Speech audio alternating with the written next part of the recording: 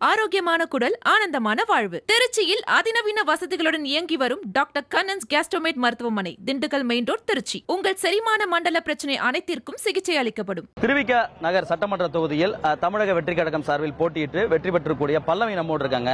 வணக்கம் மேடம், முதல்ல வாழ்த்துக்கள். சென்னையில் வேட்பாளர் நிறுத்தப்பட்ட தாவேகா சார்பில் நிறுத்தப்பட்டதால் நீங்க ஒரே ஒரு பெண் வேட்பாளர் தான். முதல்ல இந்த மாதிரி பெண்களுக்கு எந்த அளவுக்கு வாய்ப்பு கொடுத்திருக்காங்க, இந்த வெற்றியை முதல்ல எப்படி? எங்க இது தளபதி கிட்ட ஆண் பெண் வேறுபாடு எல்லாம் கிடையாது. இங்க அதான் உண்மைக்கும் உழைப்புக்கும் தான் முதலிடம். அதனால நான் மகளிர் அணியில இருந்து வேலை செஞ்சதுனால எனக்கு மாவட்ட செயலாளர் கொடுத்தாங்க. இப்ப எனக்கு இந்த சீட்டு கொடுத்ததுக்கு ரொம்ப நன்றியை தெரிவிச்சிருக்கிறேன் அவருக்கு. அது மட்டும் இல்லாம நான் என் தொகுதிக்கு நல்லது பண்ணுவேன் அப்படின்ட்டு அவர் என் நம்பிக்கை வச்சு எனக்கு சீட்டு கொடுத்துருக்கிறேன். கண்டிப்பா அவரோட நம்பிக்கையை நான் காப்பாற்றுவேன்.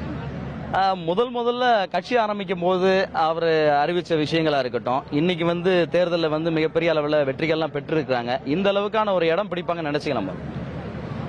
கண்டிப்பா சார், நாங்க மக்கள் சேவை பண்றதுக்காக தான் வந்திருக்கிறோம். அரசியல் எங்களுக்கு ஒரு துருப்புச்சீட்டு தான். நாங்க எது பண்ணாலுமே சும்மா ஒரு ஃபுட்டு ப்ரொவைட் பண்ண கூட அதுக்கே பர்மிஷன் கிடையாது. எல்லாத்துக்குமே எங்களுக்கு தடையா தான் இருந்தது. அதெல்லாம் தவிர்த்துக்கணும்னா நாங்க எல்லாமே ஒரு பொறுப்புல வரணும், அதிகாரம் எங்க கைக்கு வரணும். அதுதான் அதிகாரன்றது எங்களுக்கு ஒரு கவசம் மாதிரி. மற்றபடி நாங்க மக்கள் பணி செஞ்சுட்டு தான் இருக்கிறோம், செஞ்சுட்டு தான் இருக்கோம். குறிப்பா அதிமுகவா இருக்கட்டும், திமுக இருக்கட்டும், ரெண்டு பெரிய கட்சிகள் போட்டியிடக்கூடிய ஒரு தொகுதியில, அதுவும் நேரடியா அவங்களுடைய சின்னத்துல போட்டியிடக்கூடிய நிலையில நீங்க அந்த இடத்துல வெற்றி பெற்றிருக்கிறீங்க. உங்களுடைய வெற்றிக்கு என்ன காரணம் நினைக்கிறீங்க?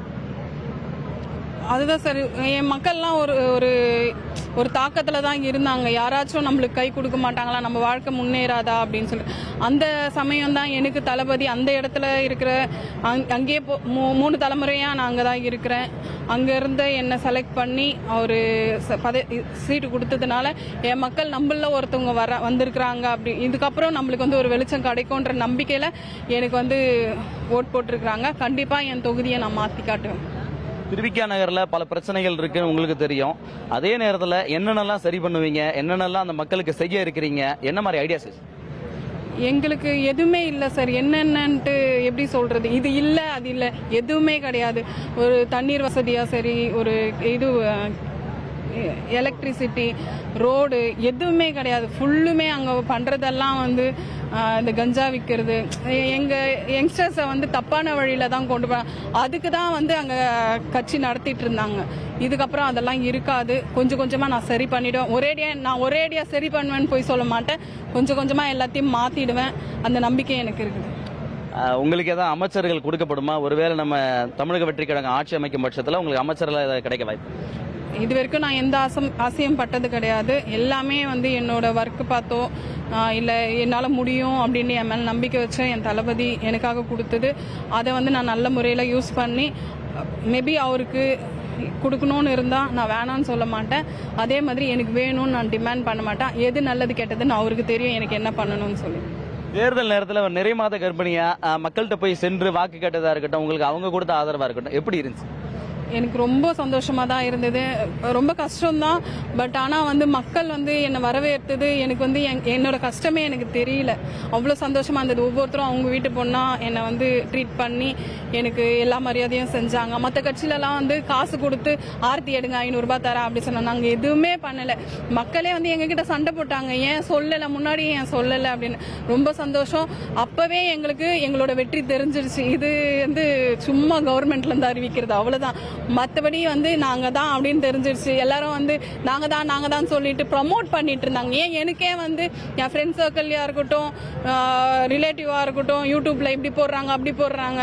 ஏன் இது ப்ரெஸ்ல கூட 3 லட்ச ரூபா தாங்க அவங்கள பிரபலப்படுத்திடுறோம். எதுவுமே எனக்கு வேணாம். எனக்கு என் தொகுதியில நான் வேலை செய்து என் மக்களுக்கு தெரிஞ்சா போதும். மற்றவங்களுக்கெல்லாம் தெரிஞ்சு நம்ம என்ன பண்ண போறோம்? அதனால வேண்டாம், நான் பாத்துக்கிறேன். தோக்குறது ஜெயிக்கிறது என் மக்கள் கிட்ட இருக்குது. நான் மக்கள் கிட்ட விட்டுட்டு அவங்க என்ன ஜெயிக்க வச்சிட்டாங்க. வெற்றி பெற வச்சிருக்கக்கூடிய திருவிக நகர் மக்களுக்கு என்ன சொல்ல போறீங்க? அந்த தொகுதியை சேர்ந்த மக்களுக்கு என்ன?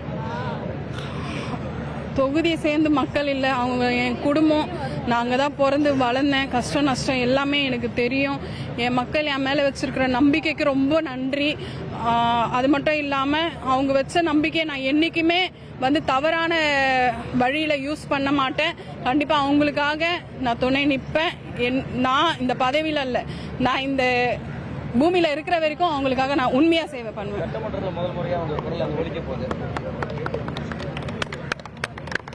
சட்டமன்றம் அதெல்லாம் எங்களுக்கு புதுசு தான், சரிங்களா?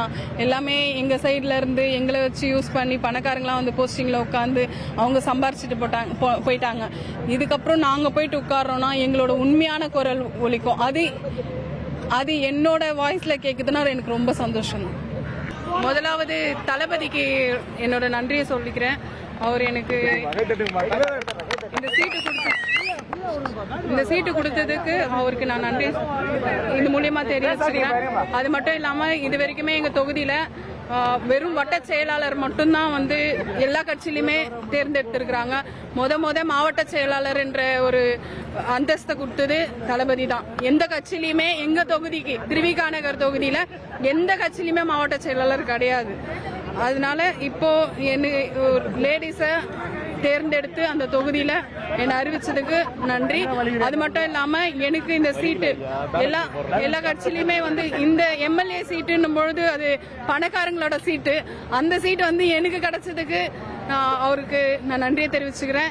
என் மக்களுக்கு இது வழியா நான் சேவை பண்ணணும். இது வரைக்கும் நிறைய பேர் வந்து எதுவுமே பண்ணல, எல்லாருமே வந்து எங்களை வச்சு அவங்க சம்பாரிச்சாங்க. இதுக்கப்புறம் இது வந்து கடவுள் கொடுத்த எங்களுக்கு ஒரு வாய்ப்பா நான் எடுத்துக்கின்னு என் தொகுதி நல்லபடியா நிறைய டெவலப்மெண்ட் பண்ணணும். ரொம்ப பின்தங்கி இருக்குது என்னோட தொகுதி, அது நிறைய டெவலப் பண்ணணும். அதுக்கான முயற்சியை நான் இன்னிலிருந்தே கையில் எடுத்துக்க விரும்புகிறேன். அது மட்டும் இல்லாமல் பணமா பாமர மக்களான்ற போட்டி தான் இப்போ இந்த தேர்தலில் இருந்தது. அதில் வந்து பாமர மக்கள் தான் அப்படின்றது ப்ரூஃப் ஆகிருக்குது.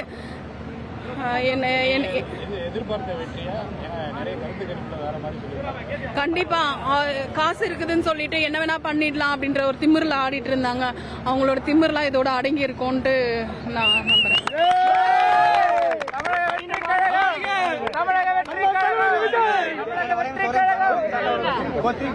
ஒரு கடினமான சூழ்நிலையில இந்த வெற்றியை பெற்றிருக்கிறீங்க, எப்படி இருக்கு? ரொம்ப சந்தோஷமா இருக்கு. அதான் சொன்னேனே, கடவுள் மாதிரி எனக்கு என் தளபதி எங்க மக்களுக்கு ரொம்ப பின்தங்கி இருக்கிறோம் நாங்க. எங்களுக்கு வந்து ஒரு வாய்ப்பு கொடுத்துருக்கிறாரு. எங்களோட வளர்ச்சிக்கு அவர் கொடுத்த வாய்ப்பு. அதை நான் வந்து எப்பவுமே தப்பா யூஸ் பண்ண மாட்டேன், நழுவு விட மாட்டேன். இதுக்கப்புறம் எந்த ஒரு கட்சியும் இது உள்ள வராது. இதுக்கப்புறம் நாங்க மட்டும்தான். அடுத்த எலெக்ஷனுக்கு நான் இன்னில இருந்துமே நான் வேலை செய்வேன். நான் போகாமலே நான் வந்து அடுத்த எலெக்ஷனை சந்திச்சு வெற்றி பெறுவேன்.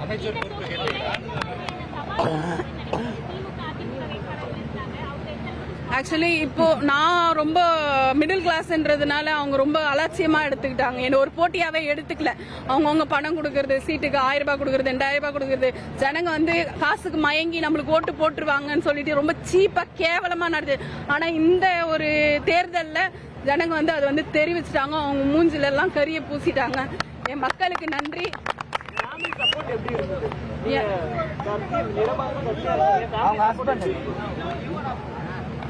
இப்போ இல்ல, மக்கள் இயக்கமா ஒரு பொண்ணு வந்து ஒரு ரசிகர் மன்றம் ஓபன் பண்றதுக்கு யாருமே அலோ பண்ண மாட்டாங்க.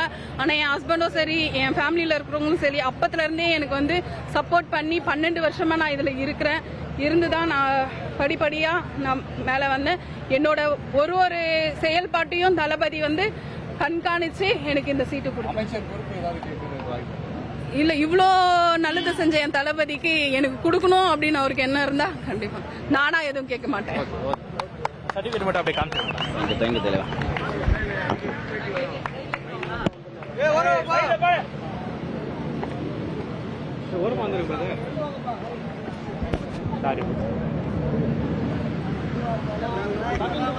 ஆரோக்கியமான குடல், ஆனந்தமான வாழ்வு. திருச்சியில் அதிநவீன வசதிகளுடன் இயங்கி வரும் டாக்டர் கண்ணன்ஸ் கேஸ்ட்ரோமேட் மருத்துவமனை, திண்டுக்கல் மெயின் ரோட், திருச்சி. உங்கள் செரிமான மண்டல பிரச்சனை அனைத்திற்கும் சிகிச்சை அளிக்கப்படும்.